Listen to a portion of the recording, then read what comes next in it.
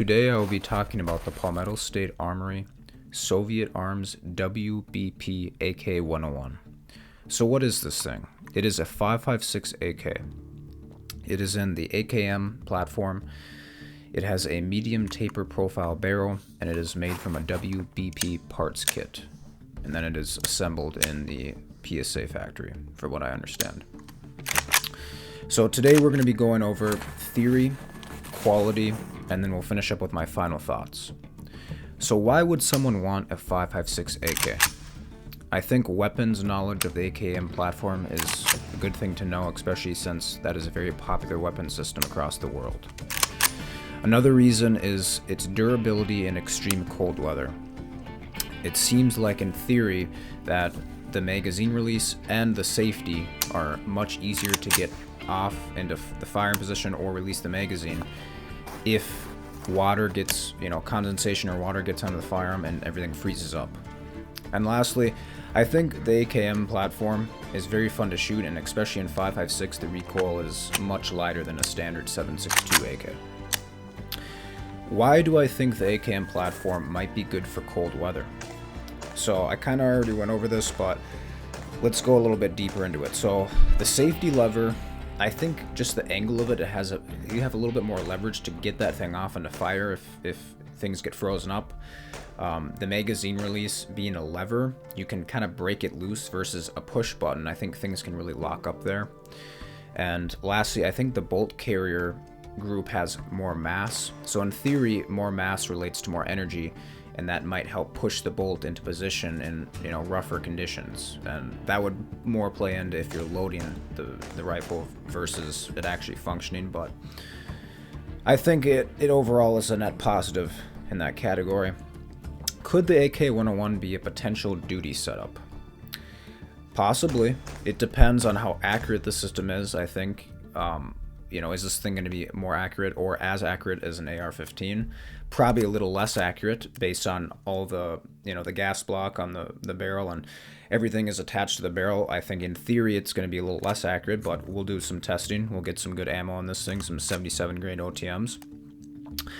Another thing is how reliable the platform is. So is this thing going to have any malfunctions? I know we're only 260 rounds in, but we need to push this thing a little bit further and see if it's going to be reliable and how the wear is going to look in the inside.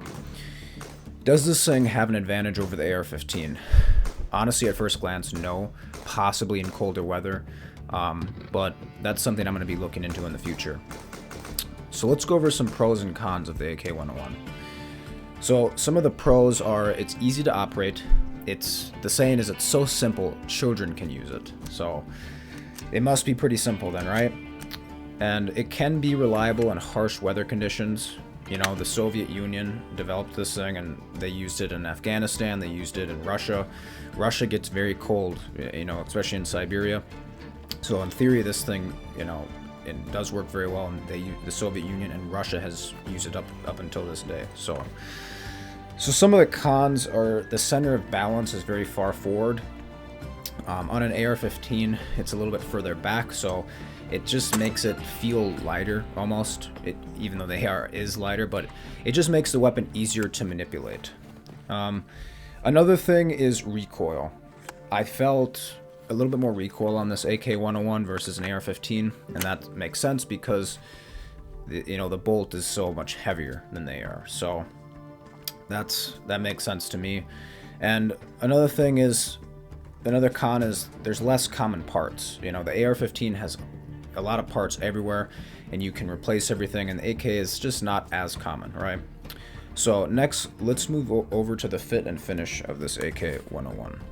I want to talk about the quality of this PSA AK-101. Out of the box, everything looked as I expected it to look.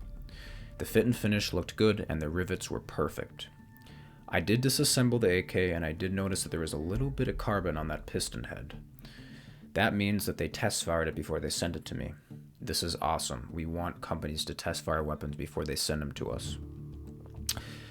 I did notice that the weapon was not sighted in, however. I took this thing and I shot it, and it was shooting a little bit to the left at around maybe 20 yards. So that's not good, but it is what it is. After 260 rounds fired, how does everything look in this AK? So I put some pictures up here that you're seeing, and you guys can tell me in the comments, does this thing look acceptable for 260 rounds? I noticed the rivets were undamaged. The bolt carrier group had a little bit of wear, which is normal. The bolt is solid and has a minimal surface wear. The firing pin tip is rounded and is not cracked or damaged. The front and rear trunnion looks solid. The piston head does have a little bit of wobble. However, that may be normal. I'm not sure. Let me know in the comments if that's normal. And then I noticed that the front side post and the gas block are rock solid. They're not moving anywhere. So overall, I think the quality for around $1,000, this AK-101 is right on the money. Let's go over my final thoughts on the AK-101. So I want you guys to take everything I say with a grain of salt. I am not an expert on the AKM platform, and I do not claim to be. However, I do have some knowledge on the AR platform. I do sell custom upper receiver groups, and very soon I will have a website so you guys can go on and buy custom upper receiver groups. So look at this review as a take from an AR guy. So what do I like about the AK-101? The profile of the barrel is perfect in my opinion. I would call it a medium profile or a medium taper profile barrel. So it starts off thick near the chamber and then it tapers into a medium profile and it goes all the way to the end. The rifle feels very quick to maneuver. It's very lightweight near the end, at least, compared to other AKM platforms. And overall, it does not feel weighted down or heavy at the end, unless you have a suppressor on there, of course. Another huge thing about this rifle that I like is it's threaded in 1/2x28. And that's a huge pro for many of us because we already have a lot of AR-15s, so you can put whatever brake or muzzle device you want on there. Next, let's talk about the trigger. Overall, the trigger is good. It's about a 5-6 pound trigger. And if you guys have never shot an AK trigger before, it's somewhat like an Xbox controller. So you press down on that paddle trigger and there is no wall. There's no definitive wall. You just pull and it breaks. And overall, it feels good. The reset is a bit longer, but it's very tactile and it's very easy to understand where that reset is. So overall, the trigger is good, way better than a standard mil-spec trigger out of an AR-15. Let's talk a little bit how the rifle was gassed. So I had 0 malfunctions, over 260 rounds fired through this thing. My casings were ejecting about 2 o'clock, and they were ejecting around 10 yards away, so about 30 feet. And the recoil impulse of the gun felt good. It did not feel like it was beating itself to death. However, we had no casings land right outside the firearm, so that is good. When I put a suppressor on there, it ran great. It did not feel super overgassed. It was not beating itself to death. It felt like it was properly gassed. So that's what you're looking for. Additionally, the suppressor I was using was a standard baffle style suppressor, so it was no flow through, so we weren't getting that advantage. But yeah, overall, no malfunctions, and that's what we expect.